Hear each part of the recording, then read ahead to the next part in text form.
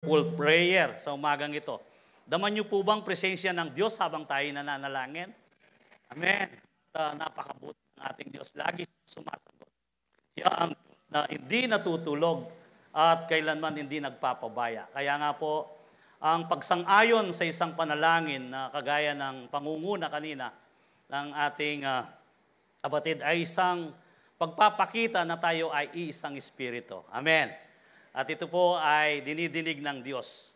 At marapat lamang na alalahanin natin lagi. Sa ganito pong pagkakataon, muli tayo po ay mag-aral sa salita ng Diyos at nariyan pa rin po tayo doon sa knowing our identity.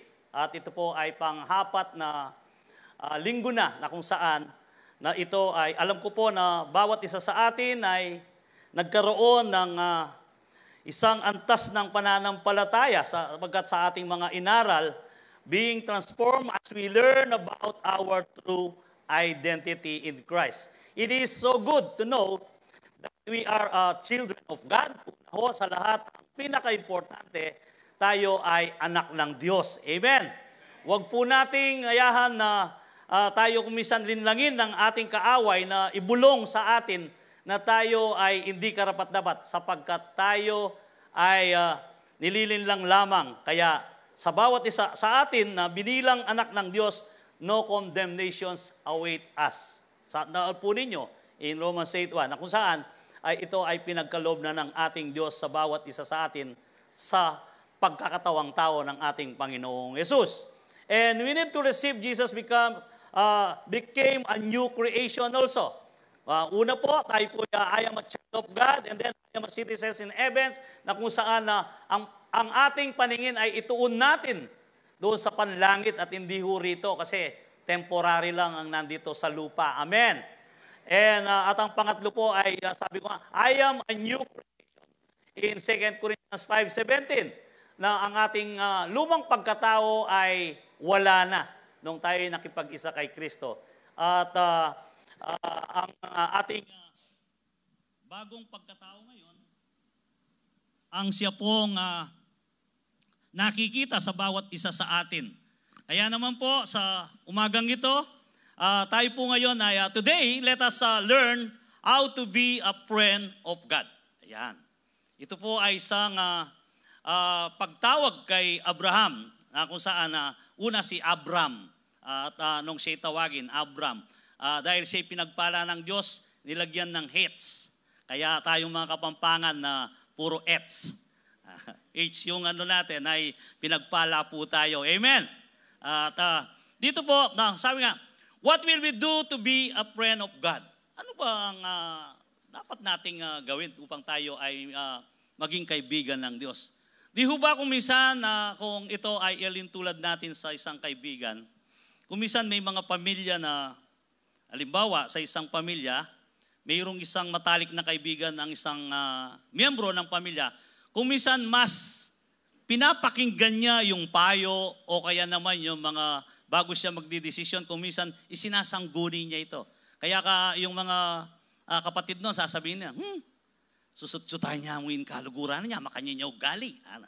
So, hindi po natin pwedeng ikaila ito. Subalit, ito ay katotohanan na kung saan kapag ang isang kaibigan ay malapit sa iyo o yung hindi naman yung una, pagkakakilala mo sa tao, kaibigan mo na kagad.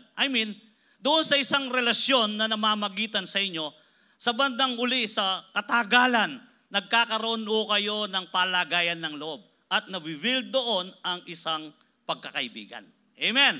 So, makikita po natin dito sa ating babasahin ngayon in John chapter 15 verse 15. I no longer call you servant because a servant does not know how his master's business. Instead, I have called you a friends, for everything that I learned from my Father, I have made known to you. So dito po, there's no secret things to our Lord Jesus Christ for those who trusting and obeying Him. Now, walang sikreto sa Kanya kung tayo ay mayroong isang pagsunod at siya ang ating inuuna sa ating buhay. Ibig sabihin, revealed na ng Panginoon ng lahat, maging ang kanyang pagka-Diyos sa bawat isa sa atin. Kaya napaka-importante po na ngayon tayo ay hindi na tinatawag na, sabi nga, hindi na tinatawag na alipin ng Diyos. At dito, mayroon pa rin ho tayong babasahin sa James chapter 4 verse 4 bago po ko ipaliwan. You adulterers, don't you realize that a friendship with the world make you an enemy of God? I say it again. If you want to be a friend of the world, you make yourselves an enemy of God. So, dalawa lang po pala ang tinitingnan ng ating Panginoon sa bawat isang nananampalataya. Kung ikaw ay hindi pa umalis o lumayo sa pag-ibig sa makamundo, ibig sabihin, hindi mo pwedeng tawagin kaibigan o hindi ka pwedeng tawagin kaibigan ng Diyos sapagkat ikaw ay kaibigan ng mundo. Meaning, kung hindi ka kaibigan ng Diyos, ano kanya? Kaaway o kalaban. Tama po. Kalaban ka ng Diyos. Kaya nga, dito po sa ating binasa, sabi niya, you adulterers, don't you realize, hindi mo ba na, that friendship with the world makes you an enemy of God? I say it again, if you want to be a friend of the world, you make yourself an enemy of God. Sige po, manalangin muna tayo. Aming Diyos na mapagpala sa aming kalagitnaan sa umagang ito, papasalamat kami sapagkat muli mo kaming binangon na puno ng kalakasan. At katunayan, O Diyos, ito po ay naranasan namin ng iyong pagkalinga, pag-iingat, at pagliligtas sa buong magdamag. Binigyan mo po kami ng hininga at buhay na iram namin sa iyo. Maraming salamat po sa umagang ito sapagkat kami itinuring mong kaibigan. Kaya naman, O Diyos, kami po, Panginoon, ay mag-aaral ng iyong salita upang tuklasin pa ang mga bagay na maihambag namin at maibalik para sa iyo bilang isang kaibigan na tinatawag mo, Panginoon. Hayaan mo po sa aming kalagitnaan, kung mayroong humihiling, O Diyos, sa kanyang buhay ng kagalingan, at habang nakikinig siya sa salita, Panginoon, magpala ka po ng kagalingan. At magpala ka rin po, Panginoon, ng kagalakan at kapayapaan sa bawat naghahalinlangan at mayroong inaharap na anumang problema o unos sa kanilang mga buhay. O Diyos, ang kapayapaan mong siyang manatili sa bawat isa sa amin. Banal na Espiritu, malaya ka pong kumilos at mga siwa sa bawat isa sa amin. At ikaw po, Panginoon, ang mag-control ng lahat ng ito sapagkat tunay nga sa iyo nang gagaling ang lahat ng mga mabuting bagay. Kaya naman po, aming dalangin na may pasasalamat sa aming kalagitnaan na ito pong aming inahatid at binabalik muli ang mahingat na papuri. Sa pangalan mo, Jesus, ang lahat po'y magsabi ng Amen. Sige po, palakpakan po natin ang ating Panginoon. Sa ating pong binasa sa verse John 15:15, marami ang mga pastor na kumisan ay maraming nagkakamali kung papaano nila ito ihayag kung bakit hindi na tayo tinawag na isang alipin o tinawag na tayong kaibigan na kumisan hindi ito'y nangangahulugan na hindi na tayo magsiserve because we are the servant of God.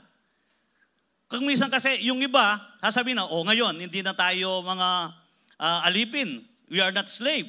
At tayo ay friends of God na kung saan hindi ito isang bagay na hindi ka na magsiserve sa Panginoon bilang isang servant. Sapagkat makikita po natin sa sinabi o binasa natin sa ating teksto na kung saan in verse 14 indicates that we are His friends if we follow His command. This is about serving. In verse 16, He chose us unappointed as to go and bear fruit.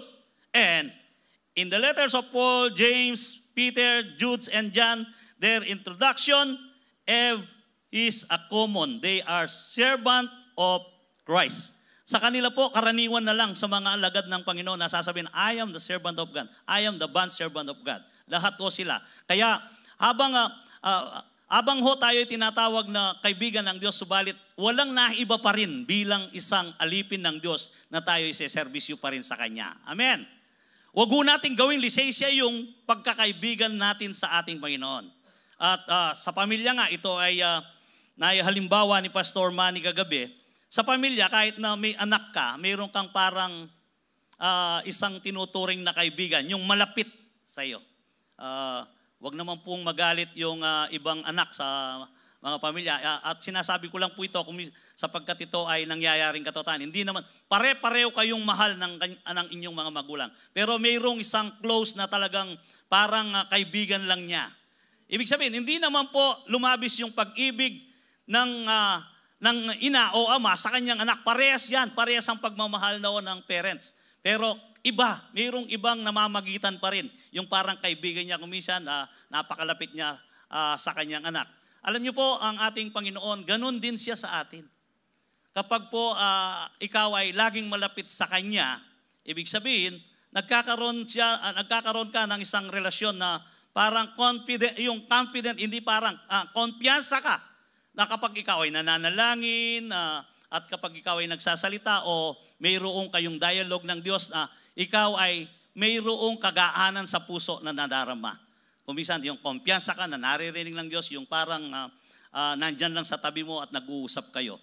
Ito ay isang bagay na kung saan na pinapakita doon na ang iyong relasyon ay tamang-tama sa Kanya. Amen. Kasi iyan ho ay nagiging confident ka sa pagtawag sa akin. Hindi naman yung isang bagay na sabi nga, yung palabas, ang sabi nga ni Pastor Manny, yung ano bang palabas yung tinatawag ang ating Panginoong Yesus, bro? Yung, ewan ko kung, di ko po napanood, pero narinig ko lang siya kagabi. Yung iba raw, tinatawag, bro, kumusta ka na? Hindi ko gano'n ang trato natin sa Diyos. Sapagkat ang ating Diyos ay soberenya. Amen. Mayroon tayong honored na ginagawa, yung paggalang. At ito ay kailangan hindi maalis sa bawat isa sa atin bilang isang mananampalataya. Kahit na tayo ay tinatawag na kaibigan ng Diyos. Hindi ho yun. Kundi wala hong nawala doon sa pagkilala natin na siya ay banal at matuwid sa ating harapan. Amen. So, dito po, how to be a friend of God. Papaano? At dito, to be a friend of God is to trust in Him. Yung pagtiwalaan siya. Let us learn from Abraham's life from he was called God's friend. Ngayon po ay masentro tayo kay Abraham kung papaano at bakit siya tinawag na kaibigan ng ating Diyos. Dito sa aklat ng Isaiah chapter 41 verse 8, "But you Israel, my servant Jacob, whom I have chosen you, a descendant of Abraham, my friend." So dito makikita po natin na tayo ay pinagpala at hindi tayo pinagpala sa pamamagitan ng mga bagay na ginagawa natin, kundi lahat na naging pamilya ni Abraham spiritually, na nakonect tayo, naugpong tayo sa tunay na puno na si Kristo. Ngayon ho ay parang yung isang alaman na idugsong mo pagkatapos ay mamumunga yan at magkakaroon siya ng ugat na nanggagaling sa tunay na puno. Ganon din po tayo, naugpong tayo sa ating Panginoon, kaya tayo ngayon ay mayroon ding karapatan na magmana doon sa pinangako ng Diyos kay Abraham na ang pagpapala sapagkat ang pagpapalang yan na nanggagaling kay Abraham, dadaloy o sa bawat isa sa atin. Bakit? Tayo ay spiritually naging pamilya tayo ni Abraham. Amen. So maliwanag po ito kasi kaya nga alam natin kung bakit tayo ay mayroong karapatan sa pagpapala na ipinangako ng Diyos kay amang Abraham. Amen. Karang yung iba hindi kumbinsido at yung iba lang ang nakakaintindi. Malabo po ba? At uulitin ko po na tayo ay naging pamilya rin ni Abraham. Amen. So dito makikita po natin, it was God Himself who called Abraham my friend. Ang mismong ng Diyos ang siyang tumawag kay Abraham na siya ay kanyang kaibigan. In James chapter 2 verse 23, dito po makikita natin kung bakit siya ay tinawag na kaibigan ng ating Diyos. Kaya nga, James chapter 2 verse 23, "And the scripture was fulfilled that says, Abraham believed God, and it was credited to him as righteousness, and he was called God's friend. So, dito makita mo po, yung katwiran at pagsunod ni Abraham sa Diyos ng buong buhay. Ni kahit na 1% walang itinira, kundi ang pagtitiwala niya at pagsunod sa Diyos na buong buhay ni Abraham ay ibinigay na niya. Yung parang sa isang laro na kumisan na nung kaming mga bata ay naglalaro ng mga kasi ngayon iba na kasi ang laro noon ay kalapanti pa eh. Alam niyo po ba yung larong kalapanti na kung sana kapag may basag na porcelain na ano yan, yung mga bata talagang kukunin yan kahit supot-supo yan. Yung laruho namin kalapanti, yung ilalagay mo doon, pagkatapos sasabihin pa ng iba kapag siya nauubusan na, o sige, todo na. Ibig sabihin yung todo na, pati bato. Ganun yung ibig sabihin. Dito, bakit ko nasasabi to? Yung buhay ni Abraham ay tinodo niya rito. Tinodo niya sa Diyos. Walang itinira. Basta sa secular naman, maririnig mo na bahala na. Yan. Yung bahala na, todo na. Sa secular word na ito ay ginagamit naman sa sugal o mga bagay na kung saan minsan ay sa kawalan na ng pag-asa, sasabihin, bahala na. Ganun ang sinasabi nila. Pero kakahibaw ito. Dito makita ho natin kung paano in the scripture was fulfilled that says, sabi nga, yung scripture, ano ho ang ginawa ni Abraham? What did Abraham believe? Let us examine his history in the book of Genesis. Makikita po natin. Genesis chapter 15 verse 1 to 6. After this, the word of the Lord came to Abram in a vision. Do not be afraid, Abram. I am your shield, your very great reward. But Abram said, Sovereign Lord, what can you give me since I remain childless, and the one who will inherit my estate is Eliezer of Damascus. And Abraham said, You have given me no children, so a servant in my household will be my heir. Yung ang magmamana lang dito na sinasabi ni Abraham sa ating Diyos ay si Eliezer ng Damascus. Then the word of the Lord came to him, This man will not be your heir, but a son who is in your own flesh and blood will be yours heir. So, dito sumagot po ang Panginoon. Hindi si Eliezer ng Damascus, kundi ang magmamana ng pagpapala na ibibigay ko sa iyo ay yung biological child mo na manggagaling mismo sa iyo at kay Sarah. Ibig sabihin, mismo sa dugo mo o sa laman mo, ito ay dadaloy. Hindi si Eliezer. Dito ang sagot naman. Then he said to him, So shall your offspring be up the sky and called the stars. Indeed, you can count them. Then said to him, So shall your spring be. Abram believed Lord and he credited it to him as righteousness. So makikita po natin dito kung papaano nung sabi nga, sige, tumingala ka sa itaas.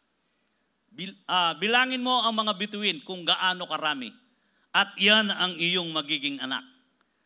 Kung kayo po si Abraham na sa edad na, let's say sabihin ho natin na in 75 muna, nung siya itawag, sa edad na 75 at sasabihin sa iyo na mag-abroad ka at ikaw ay aking pagpapalain. Yan, ano ba?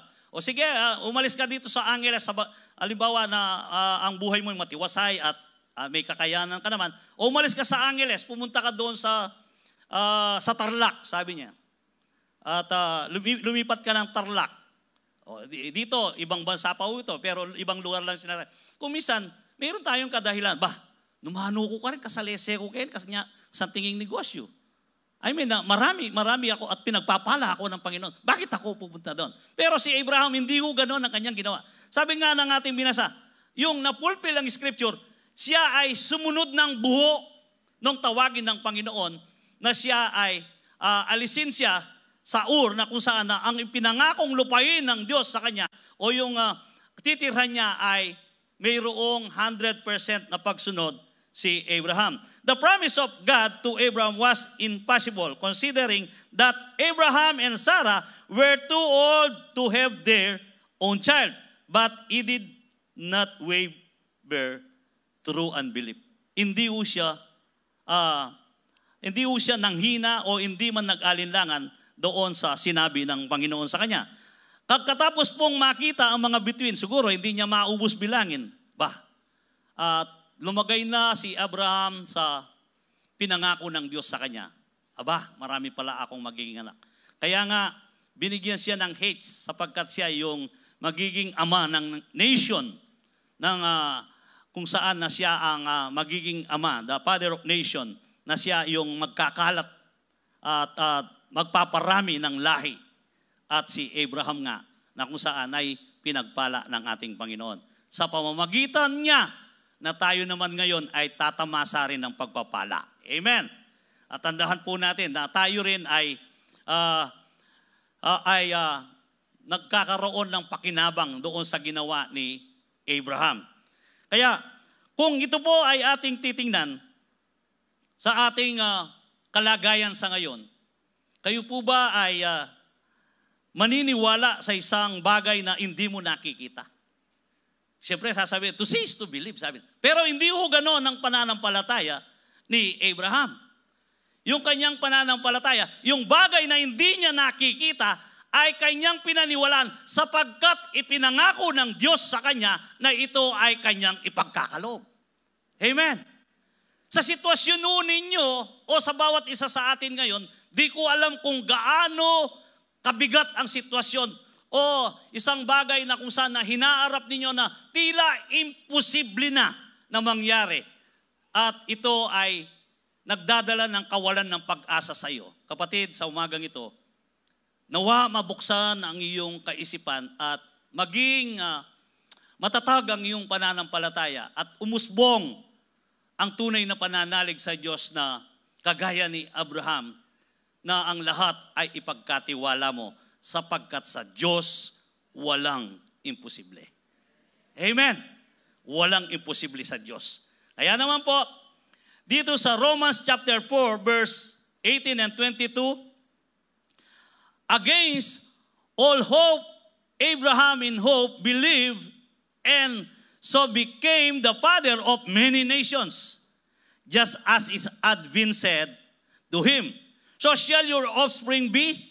Without weakening in his faith, he faced the fact that his body was as good as dead. So, kung titingnan po rito, ano ang ating binasa na sinabi rito? But without weakening in his faith, he faced the fact.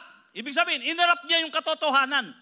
Yung kanyang edad, yung kanyang kakayaan sa kanyang katawan, maging si Sarah na siya'y bahog, inarap niya ang katotohanan. Talagang nilagay niya sa kanyang, totoo eh. Sometimes nakakaranas tayo ng isang bagay na pagsubok na kung minsan nasa katotohanan na bigat na taglay natin ito o halimbawa yung karandaman, nandyan yan. Totoo may karandaman ka. Kapatid, ito ang ibig sabihin. You face the fact na may karandaman ka. Subalit, anumang karandaman na mayroon ka ngayon sa umagang ito, cancer man yan na inisip mo na wala ng gamutan yan, walang magawa ang doktor.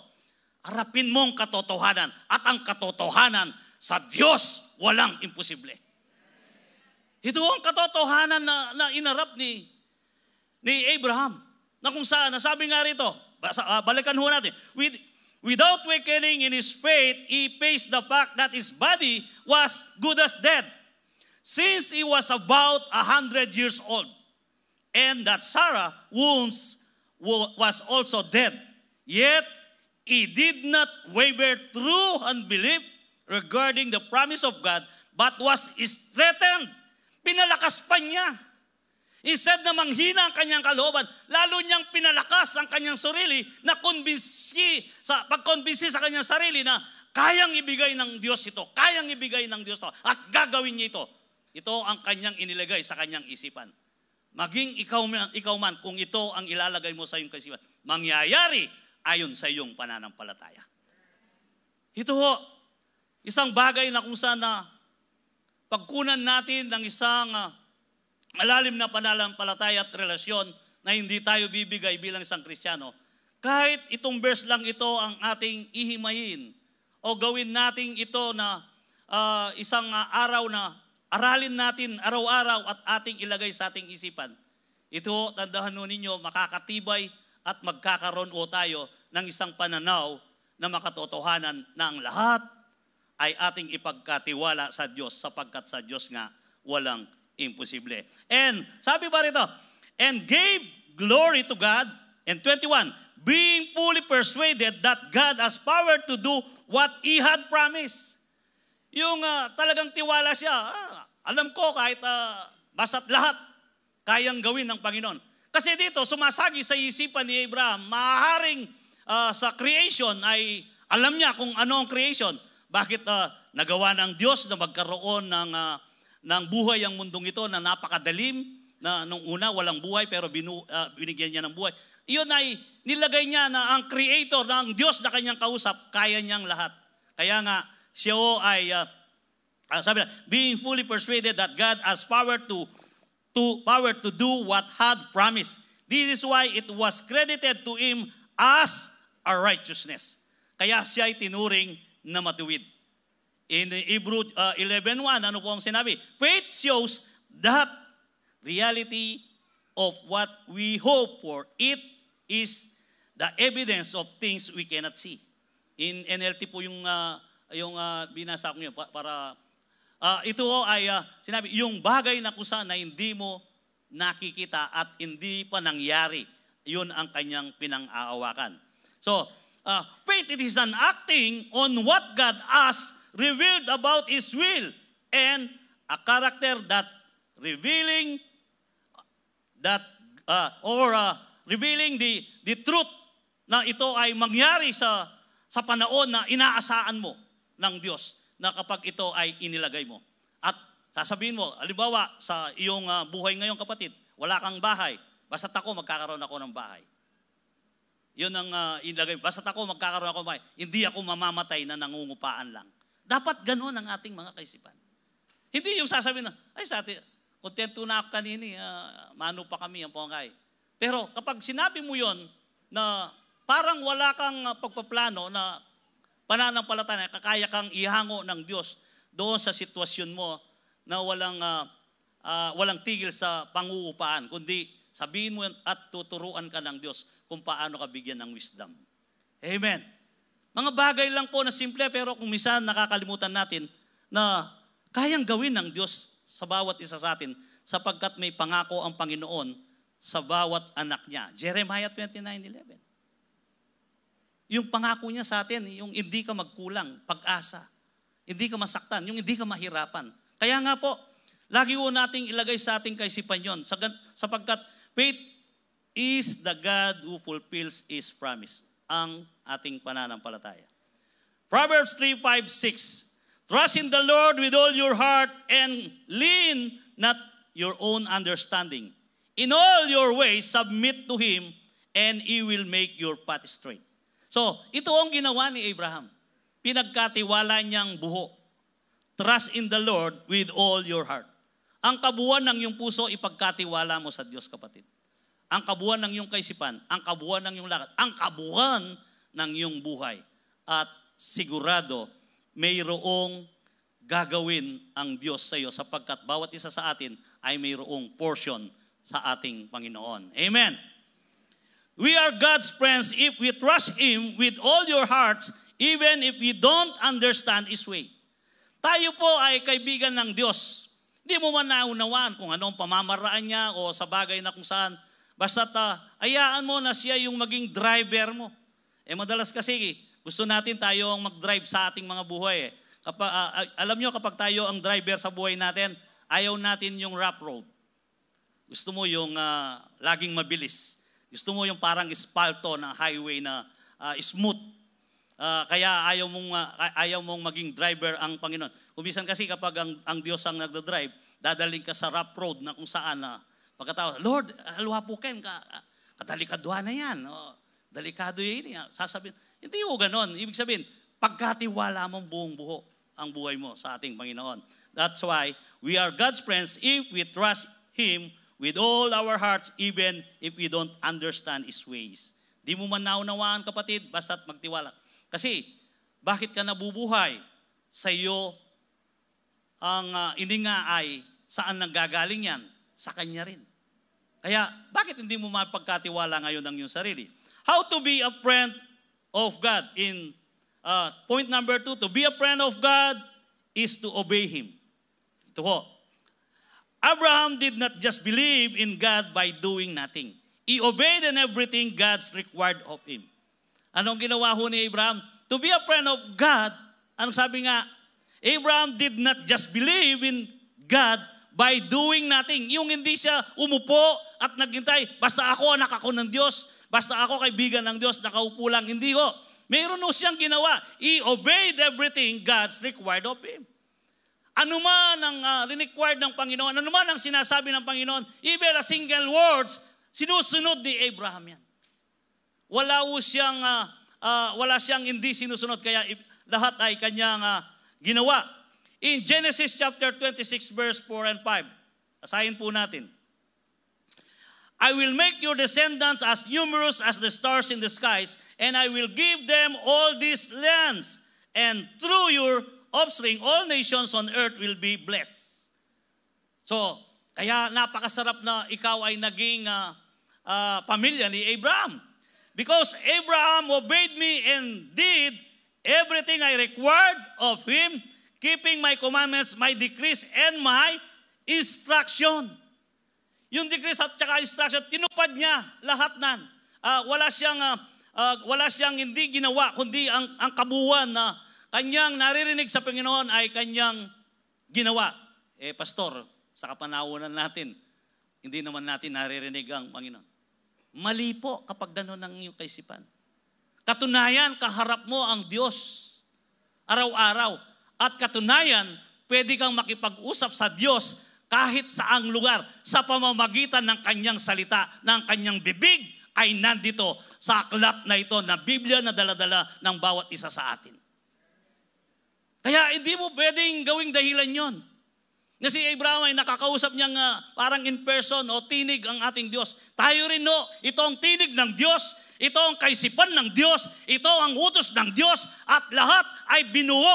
Kaya igit tayong blessed doon sa nasa una na kung saan Torah ang kanilang inaaral at limitado ang kanilang tinitingnan o kanilang sinusubaybayan sa salita ng Diyos. Subalit tayo ay puno na ho ito at tinapos na ng ating Panginoon at ang lahat ay rinibil sa bawat isa sa ating kalagitnaan. Wala ho tayong may kakaila. Kaya igit tayong blessed. Kaya lang anong nangyayari? Kung igit tayong blessed, bakit di natin makuha o hindi natin tinatamasa ang blessing ni Abraham? Tanungin mo ang sarili mo, kapatid.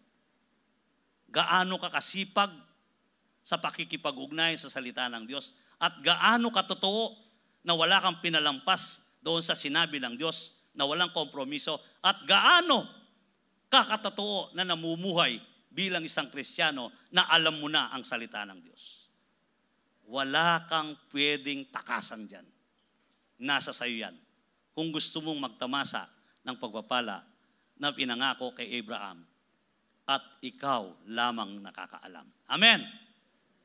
Wala na tayo doon sa isang bagay na kung saan swerte-swerte lang. At kapag yan ay nilagay mo, kapatid, mamalasin ka. Kasi swerte-swerte lang Kaya mamalasin ka kapag yan ay nilagay mo. Amen? In Hebrew, chapter 11, verse 8, it was by faith that Abraham obeyed when God called him to leave the home and go to another land that God would give him his inheritance. He went without knowing where he was going. Sa katunayan, hindi niya alam kung saan siya pupunta. Abraham, makuha kayong Ur, tara. Sabi na, hindi mo siya nagatubili na siya ay sumunod. Hindi niya alam kung saan siya dadalhin ng Panginoon. Siguro, sa isang sitwasyon natin, makuha kayo, tara, unta ka rin. Nukara ka tamunta. Basta, ay, bisa. Kasi kaya baling puntalan mo, mo. Siguradong makanya ka. Bala mo sira, kabuntok ka mo, nukar mo ko dala mo. Pero siya hindi ganon, sumunod siya. Amen. Ito ang ating kailangan makuha sa ating kaisipan at puso ngayon sa umagang ito. And sabi rin, so Abraham went as the Lord had told him, and Lot went with him. Abraham was 75 years old when he set out from Haran. Yan. 75 years old po nang mag-abroad siya. At siya ay nasa buhay na siya ay maramya noong panahon yun sapagkat siya ay mayaman.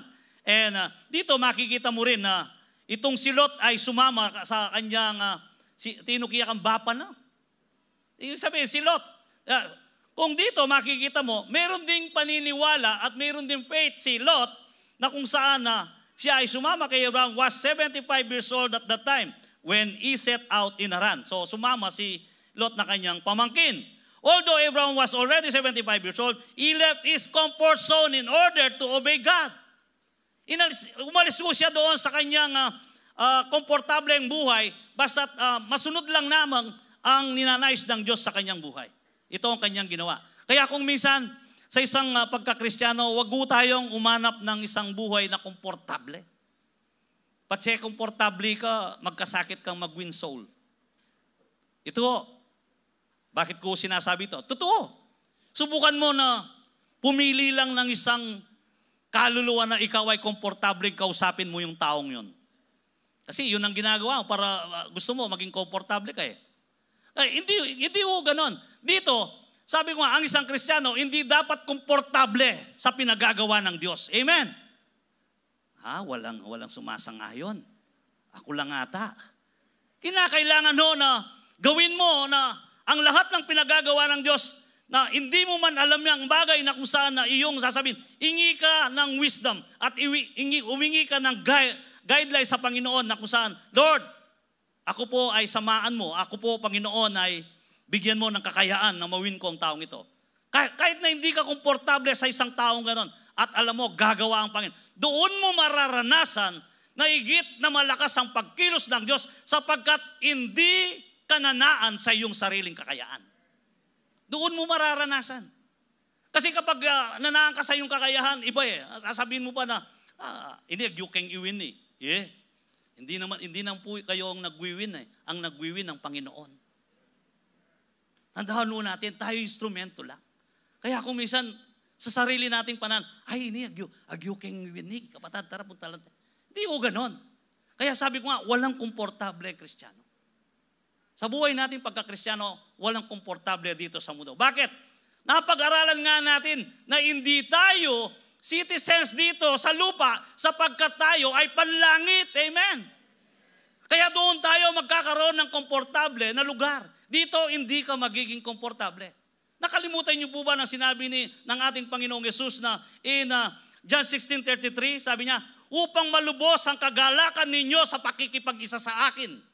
Alam ng Diyos na hindi ka komportable. Upang malubos ang inyong pakikipag-isa sa akin, sabi niya.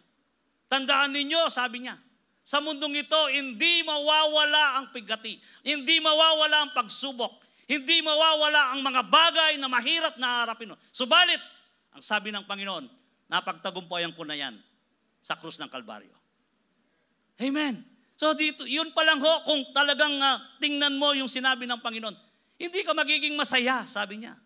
Ngayon, upang maging masaya ka, ang sabi na, ano ang tinuturo doon sa verse na yun? Kinakailangan na magpakatatag ka. Arapin mo, you face the fact na kung saan ang katotohanan na kagaya ni Abraham. Ito ang totoo. Amen? Harapin mo ang katotohanan. Tiyak, ikaw ay hindi mahihirapan at magiging komportable ka sa buhay mo. Kahit hindi komportable ang ginagawa, nagiging komportable ka sa pagkalinga ng Diyos sapagkat sasamaan ka ng Panginoon. Amen. Ito po, mararanasan lang ho natin ito. Iyan ang isang bagay na kung saan kumisan ng mga Kristiyano, iba ang kanilang kaugalian sa pagwiwin ng soul. Yung ano siya, sasabihin ng akala ng iba, strike everywhere siya. Hindi ho. Samantalain talaga kung papaano mo dalhin ang mabuting balita sa lahat ng nilikha ng Diyos. Lagi nating ilagay sa ating kaisipan na ang Panginoon ay hindi dumating sa mga banal at matuwid, kundi siya'y dumating sa mga makasalanan at may karamdaman. Amen. Kaya kung titingnan mo ang lugar na to, isang parang hospital. Yung hospital sa mga hindi pa nakakakilala sa ating Panginoon. Dito, sa John 15:14, you are my friend if you do what I command. So dito po sa New Testament, ano sabi ng Panginoon? Kaibigan kita kung ginagawa mo ang lahat ng nais ko o yung utos ko, ang sabi ng Panginoong Yesus. To believe is to obey. Kung ikaw ay naniniwala, mayroon kang pagsunod. Automatic ko yan, kambalo yan. Hindi mo pwedeng pag-iwalayan yan. Kung ikaw ay nananampalataya at hindi ka nag-obey, wala. Para ka lang na para lang na isang trumpo o isang ng simbahan na batingaw na maingay at wala namang nangyayari at wala kang magagawa. Kaya tandahan po natin, magkasama ho yan, hindi pwedeng pag-iwalayin yan. To believe is to obey. Kapag ikaw ay naniniwala at nanampalataya, ikaw ay mayroong pagsunod. And lastly, how to be a friend of God? To be a friend of God is to be intimate with Him.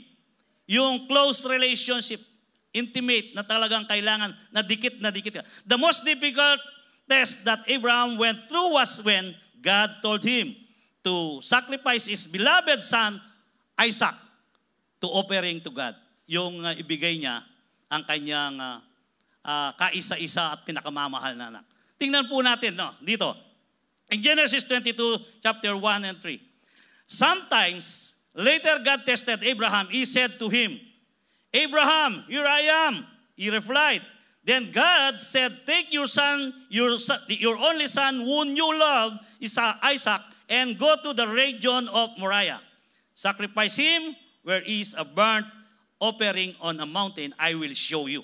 So, and early, ayan, dito po sa verse 3, tingnan natin yung ugali ni Abraham. Ito ang buhay niya, ito ang ugali niya, at ito ang kanyang sitwasyon. Early in the next morning, Abraham get up and loaded his donkey. He took with him to his servant and his son Isaac. When he had cut enough wood for the burnt offering, he set out for the place God had told him about. So, dito po makikita po natin dito kung papaano si Abraham ay napaka-excited na tao kapag nangusap ang Panginoon sa kanya. So, pwede nating i-apply sa ating kapanaunan nito. Kapag ikaw ay bumabasa ng salita ng Diyos, kinakailangan yung espiritu mo, yung ituon mo ang iyong sarili, yung pagka-excited sa binabasa mo. Kapag nabasa mo yan at siguradong inilagay mo sa iyong puso na ikaw ay excited, buhay na buhay ang iyong espiritu na nananaan sa iyo sapagkat yan ay karga mo ang kalakasan ng Panginoon. Si Abraham ganyan po, yung laging naghahabang. Iisipin mo na kinausap siya ng Diyos, ang sabi nga niya, Abraham, sabi niya, dalhin mo ang iyong kaisa-isang anak na si Isaac. Kung sasabihin siguro ni Abraham na kung hindi lang siya fully persuaded sa Panginoon, ninano yung Diyos ko. Na paano ang Diyos ko? Bakit binigay niya sa akin ito? Huwag tayo susunugin lang. Sabi niya dito magmumula ang lahi ng kasindami ng bituin. Hindi nag-reason out ng ganon si Abraham. Anong kayo sinabi? Excited siya. Kasi si Abraham, ang buong buhay niya, kapag nakakausap niya ang Panginoon, nag-ihintay siya lang lagi ng imala ng Diyos. Kaya kung ikaw kapatid, habang ikaw ay nagbabasa ng salita ng Diyos at nakikiusap sa Diyos, kapag yan ay nagrema sa puso mo, lagi kang excited na magkakaroon at gagawa ng himala ang Panginoon. Kaya anumang karamdaman yan, kayang pagalingin. Kasi nga, yun ang buhay mo, yun ang puso mo. Ilagay mo doon sa sitwasyon na ganoon ang buhay mo, upang sa ganoon, hindi ka laging nababagot sa salita ng Diyos, kundi yaong excited at lagi kang nagiging masigasig at uhaw sa salita ng Diyos sapagkat alam mo, may inaabangan ka na milagro sa buhay mo. Amen. Nakuha niyo po ba? Ito dito ko tinitingnan ang buhay niya. Si Abraham, bakit siya napaka-excited dito? At makikita po natin na kung saan maaaring si Abraham ay dahil doon sa milagro na inahabangan niya, lagi sa ating Diyos, ang lahat ng oras at panahon na siya ay kausap niya. In Hebrew chapter 11 verse 19, makita ho natin. Hebrew chapter 11 verse 19, patapos po balikan natin uli yung Genesis 22 verse 13. Ano ang sabi dito? Ang sabi rito, Abraham reasoned that God could even raise the dead, and so in a manner of speaking, he did receive Isaac back from the dead. Isipin ninyo na wala pang nakitang bumangon sa mga patay si Abraham, only in the New Testament na kung saan ang ating Panginoong Yesus ang siyang bumangon sa mga patay. Subalit dito, wala pang nakitang gito. Pero ang kaisipan niya, alam niya na mawala man si Isaac, kayang buhayin ng Diyos. Hindi pa ho nangyari yung resurrection of Christ dito in the Old Testament. Pero ganito na ang kaisipan ni Abraham. Na kaya pala siya excited. Ito ang sinasabi kong lagi siyang naghihintay ng miracle sa Diyos na kanyang sinasamba. Kapatid, sa umagang ito, ilagay mo sa puso mo na lagi kang naghihintay ng milagro sa Diyos. Kapag ganyan ang iyong kaisipan, tiyak ikaw ay masayaing Kristiyano. Amen po ba? Hindi ka hopeless. Kasi lagi kang naghihintay ng miracle. Ito ang ginawa ni Abraham. Kaya, yung pong, kung titingnan mo rito na abang babasahin mo ito, bakit mo siya susunod? Hindi lamang ho yun. At tayo po ay makikita natin dito na may kasama siyang dalawang servant. Anong ginawa niya sa servant niya? At take note po, si Isaac hindi ko bata rito, kundi at the age of over 30 na. Binatilyo na ito. Kung paano siya itatali at susunugin. At makita ho natin, abang babasahin ho ninyo yung istoryang ito, pagkatapos na nagputol ng kahoy ang dalawang servant, ibig sabihin marami ang kanilang, kasi kung susunugin mo ang isang tao para i-offer sa Diyos, gaano karaming kahoy? Marami. Hindi pwedeng pitong gatong niya mo. Hindi ganon. Kundi marami talaga na inisip na ma-consume yung offering na susunugin. Kaya anong ginawa? Nagputol ang dalawa, and then sabi niya sa dalawang, dyan na lang kayo. Maghintay kayo riyan. Sasamba kami ng aking anak at babalikan namin kayo. Yung kaisipan niya, iba. Alam niya na susunugin niya. At ito naman si Isaac. Napakamasunurin niya. Bagamat hindi niya sinabi sa nanay niya. Sabi nga, kung sinabi sa nanay niya yon, anong sasabihin? Sasabihin kaya ni Sarah, Abraham, nababaliw ka na ba? Susunugin mo ang iyong anak at iyan ay binigay ng Diyos. Pagkatapos, iyan ay susunugin mo. Hindi mo niya sinabi sa kanyang asawa, kundi sila lang dalawa. At nangyari nga, doon sa kwentong yon, nung siya ay Itali at nung siya ay Andana, anong sabi? Hindi lang ho yun. Kung hindi malaking tao si Isaac, basahin niyo yung kwento, siya yung nagpasan ng mga kahoy na pinutol sa burnt offering. Ibig sabihin, marami ang dala niya at malaking tao siya. Kaya, sa laki niyang tao, ugod-ugod na ang kanyang tatay, di ba niya kayang pwedeng itulak abang siya'y tinatali? O kaya naman ay sipain lang ang kanyang, nanggagawan mo tang, o tatali mo kuha na. Kasi may utang Tinanong niya, saan nangahin? Tandahan mo, sabi ni Abraham, at siya ay sumagot, God's provide. Nung nakatali na siya at nakahiga, nung sasaksakin na, lumitaw ang anghel, sabi niya, huwag mong saktan. At nakasabit ang sungay ng ram, at siya Mekeni. Pumunta si Abraham, kinuha. Ito yung burnt offering. Nakita ho namin, God's provide. Basta't sumunod ka lang sa Kanya.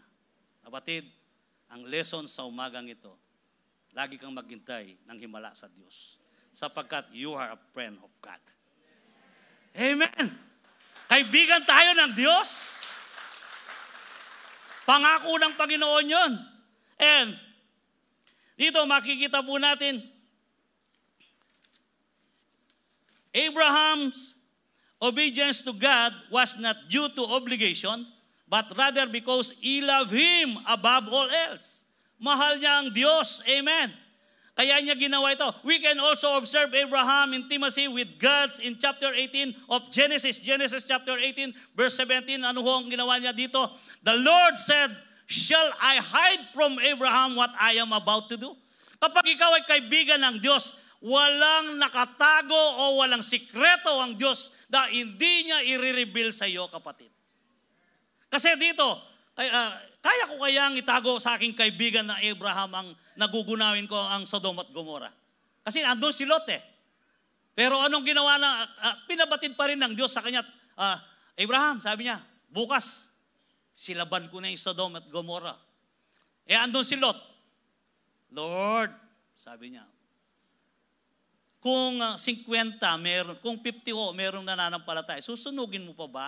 Gugunawin mo? Hindi. 45, hindi. 30, hindi.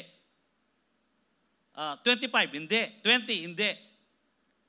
Alam niyo, habang nakikiusap si Abraham, kahit na kaibigan niya ang Diyos, hindi ko ganun magsalita na, Lord, pasensya ka na, mayroon na naman po akong sasabihin.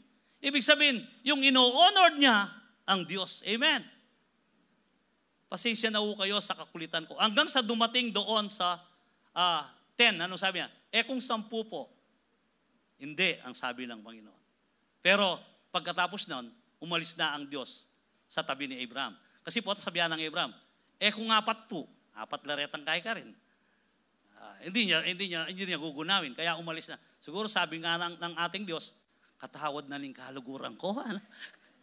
Kingwa na ako kay 50, ang gana kitang 10. Pero nakita niyo po, kapag kaibigan ka ng Diyos, wala siyang itatago. Kaya maging ang mga pagpapala na nakahanda sa iyo, kapatid, ay, yung portion na inanda ng Panginoon, na i-reveal niya yan kung papaano mo makukuha. Amen. Kaya hindi lang natin nakakamtan yan dahil sa kawalan natin ng pananampalataya bilang isang kaibigan ng Diyos. Kaya tandaan po natin, John 15:15, I no longer call you servant because a servant does not know his master business. Instead, I have called you friends, for everything that I learned from my Father, I have made known to you. Ito ang sinasabi ko, walang sinikreto ang Panginoong Yesus sa bawat isa sa atin bilang kaibigan niya, sapagkat ang lahat ng nalaman niya sa Ama, ang lahat ng kalikasan ng kanyang pagka-Diyos ay nireveal sa mga kaibigan niya o sa mga pinili niya na kagaya natin. Hindi man tayo tinuturing na alipin ngayon, na tinuturing tayong servant, friends ng Panginoon, subalit ang pagka-servant pa rin natin, kailangan manatili bilang isang kaibigan ni Kristo. Amen. Kapag hindi mo naging kaibigan si Kristo, tiyak siya ang kaaway mo. Kaya, kaaway mo man ang buong mundo, huwag mo lang kalabanin ng Diyos. Sapagkat lagi kong sinasabi rito, people of the Philippines versus Jun Payumo. Kalaban ko no rin mabilog Pilipino. Pero potang tutuya yung Diyos ko na kung namang geway ta, ipagtanggol na ako ng Ginoo, ating ko pa mo rin panalo. Pero kay Diyos, ala kang panalo, kapatid. Tiyak, tuldukan na ka. Kaya, handaan po natin, kung gusto mong maging kaibigan ng Diyos, layuan mo ang kaibigan mong mundo at ibigay mo ng buo ang buhay mo sa ating Panginoong Yesus. I have called you friends, for everything that I learned from my Father, I have made known to you. Intimacy with God means loving God above all else. Yung intimate relationship, yung laging malapit sa Kanya. And John 14:15, if you love me,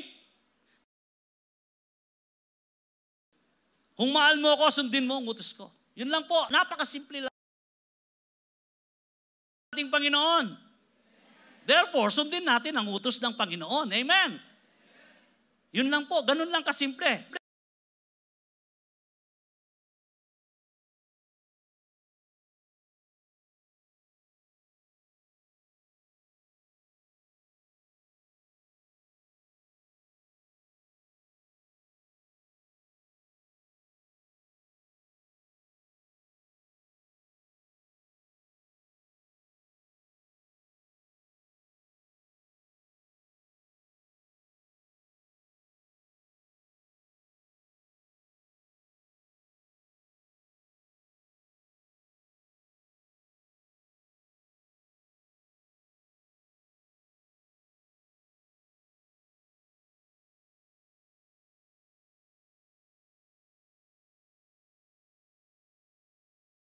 po tayong reason na hindi magawa ang ninanais ng Diyos sa ating mga buhay.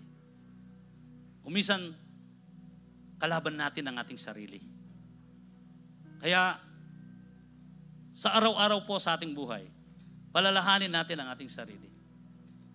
Siguro, kapag ikaw ay nagsalamin, pwede mong kausapin ang iyong sarili. Hoy, mula sa oras na ito, sa umagang ito, kaluguran na ka ng Diyos na eh. Tapos, umalis ka na sa salamin, dala-dala mo yun. Hindi ho yung nagsalamin ka, tapos, ay, wala mong kahining ka. Oh, iba na yun. Iba na. Pero kapag ikaw ay laging naghahabang ng milagro sa Diyos, tiyak, sentro sa isipan mo ang Panginoong Yesus. And Proverbs chapter 17:17, a friend loves at all times, and a brother is born for a time of adversity. Napakaiksing mga verses, subalit ito ay mga makatotohanan. At ito ay nagbibigay ng lalim na ugnayan sa Diyos sa bawat isa sa atin. We can always count on Jesus. He is our best friend who loves us at all times. Remember, we can always count on Jesus because He is our best friend who loves us at all times. All times. Hindi ito pumapalya at hindi nag-aanap ng holidays, kundi all times ang ginagawa ng ating Panginoon. Kaya nga po, sana sa umagang ito, bilang isang kaibigan ng Diyos, ang sabi nga, kung mahal natin siya, tayo mag-obey sa ating Panginoon. Yun lamang po. To believe is to obey. Sige po, tayo po'y tumayo. Salamat po aming Diyos sa umagang ito, sa aming kalagitnaan. Tinuring mo kaming kaibigan upang ang bawat isa, Panginoon, ay hindi mapawalay. Tinuring mo kaming kaibigan upang ang lahat ng ninanais mo ay ipaalam sa bawat isa sa amin. Pagkat ang sabi mo nga, wala kang pwedeng ipaglihim sa iyong kaibigan. Kaya naman po sa umagang ito, binago mo ang aming kaisipan at pananaw bilang isang pinili at tinawag mo na kaibigan. Maraming salamat po. Marami kaming pagkukulang, O Diyos. Maraming bagay na pagsalangsang. O dili kaya kumisan, hindi man namin ito sinasadya. Ito pa rin, Panginoon, ay nagdudulot pa rin ng isang bagay na hindi mabuti sa iyong harapan. Subalit, bilang isang aming kaibigan at aming Panginoon, ikaw ay laging naghihintay at ikaw ay hindi humihinto. Hindi ka nagiging maramot. Bagkus, binubuksan mo ang aming mga saradong isipan, kagaya ng araw na ito, na iyong ipinabatid sa amin, na lagi ka namin kausapin sa lahat ng oras sa pamamagitan ng iyong salita. Sapagkat ang iyong salita ang siyang maglilinis sa bawat isa sa amin at makapagbibigay pa ng malalim na relasyon at pananampalataya sa iyo, kagaya ng aming amang Abraham.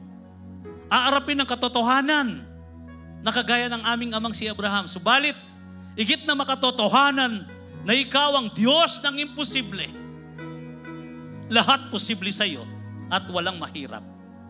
Kaya naman po sa umagang ito, muli naming alalahanin ang iyong ginawa at tinapos sa krus ng Kalbaryo.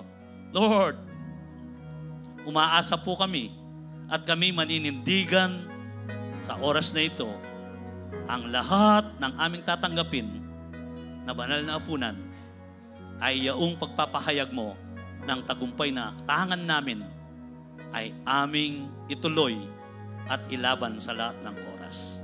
Maraming salamat po sa umagang ito at kami pinagpala mo ng espiritual, kapayapaan at kagalakan at isang relasyon na matibay na mamamagitan sa bawat isa. Purihin ka, ito pong aming dalangin sa pangalan ni Jesus. Amen. Amen. Alakpakan po natin ang ating Panginoon. At kukuha po tayo ng elemento, sabay-sabay